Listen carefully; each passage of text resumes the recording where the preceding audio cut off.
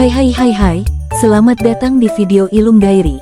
Kali ini kita akan membahas permainan tradisional Indonesia. Sebelumnya jangan lupa untuk subscribe. Waktu masih kecil, permainan tradisional apa yang pernah kamu mainkan? Apakah gobak sodor, gundu, atau engklek? Meski hampir setiap daerah di Indonesia mengenal dan memainkan permainan ini, namun bisa jadi permainan peninggalan nenek moyang kita ini memiliki nama yang berbeda-beda. Manfaat dari permainan khas Nusantara peninggalan nenek moyang kita ternyata punya banyak manfaat loh. Beberapa manfaatnya yaitu seperti melatih keterampilan sensorik, kemampuan matematis, interaksi sosial dan motorik, hingga mengandung pesan moral ketika dimainkan bersama tembang dolanan. Permainan tradisional seru untuk anak-anak. Indonesia sendiri yang kaya akan budaya, memiliki sejumlah nama permainan tradisional yang sangat seru. Berikut beberapa yang paling populer. Lompat karet. Contoh permainan tradisional yang pertama ini adalah yang paling populer dan dimainkan secara luas hampir di semua daerah di Indonesia. Bahkan hingga saat ini masih banyak anak-anak yang memainkannya. Peraturannya pun sangat sederhana. Hanya saja kamu harus bisa merangkai karet menjadi tali yang kokoh untuk memainkannya. Karet disambung satu persatu sampai panjang dan kokoh. Ujung karet juga harus kamu ikat secara kokoh agar tidak lepas. Setelah itu, kamu bisa memainkannya langsung. Peraturannya sederhana. Kamu harus melompat mulai dari yang paling bawah hingga teratas. Pemain atau tim yang berhasil melewati rintangan, maka keluar menjadi pemenangnya. Benteng, gobak sodor. Seperti yang dipaparkan sebelumnya, permainan tradisional adalah salah satu cara untuk melatih interaksi sosial. Gobak sodor adalah salah satunya karena permainan ini melibatkan banyak orang. Setiap kelompok harus terdiri minimal 2 orang. Untuk memulainya bisa dengan melakukan home pimpa terlebih dahulu. Tim yang menang home pimpa akan memulai permainan dengan berlari dan mengejar ke arah benteng tim musuh. Kamu harus bergerak cepat dan lincah agar tidak ada lawan yang menangkapmu. Engklek, sama seperti lompat tali, engkel juga tergolong masih populer. Banyak anak yang masih kecil maupun yang sudah beranjak remaja, masih memainkannya hingga kini. Engklek adalah permainan yang tersebar hingga ke berbagai daerah. Sebutannya berbeda-beda di setiap daerah, namun aturan dan cara memainkannya masih tetap sama. Permainan ini cocok untuk perempuan maupun laki-laki. Bahkan 2 orang saja sudah cukup untuk memainkannya. Sedangkan jumlah maksimal pemain yaitu hanya 5 orang saja.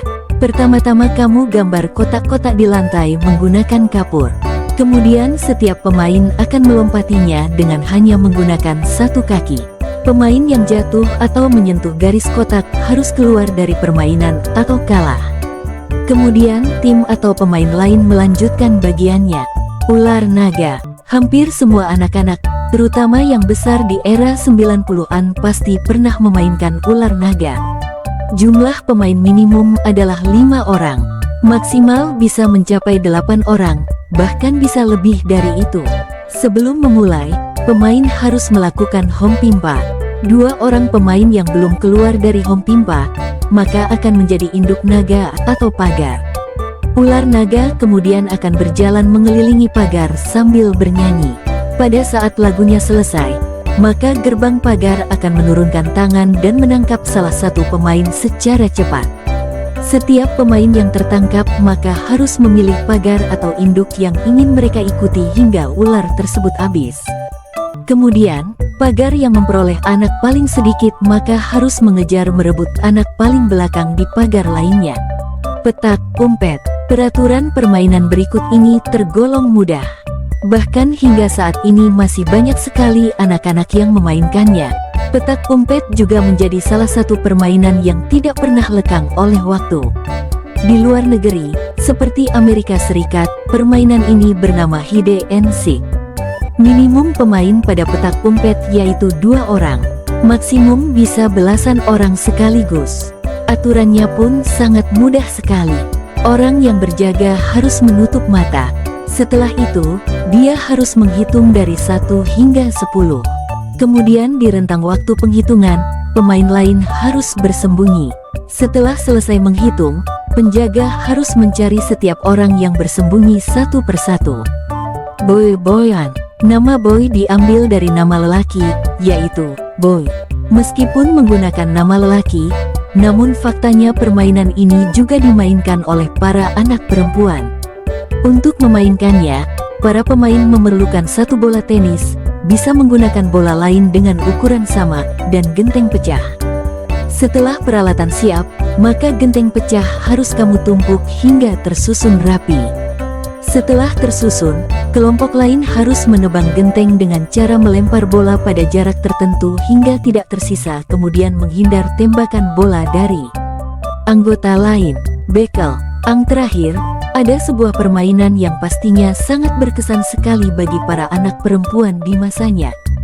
Bekel adalah permainan bola pantul yang terbuat dari bola karet.